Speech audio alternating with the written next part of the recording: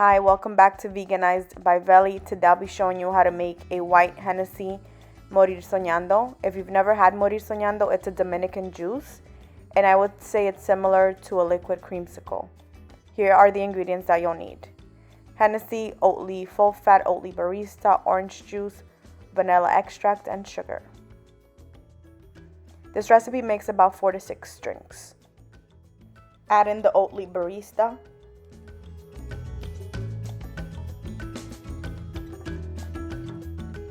Oatly full-fat milk, orange juice,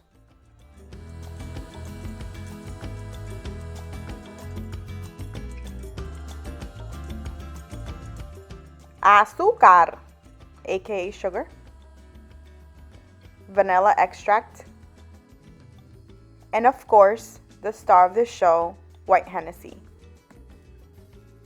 Mix well and chill until you're ready to serve.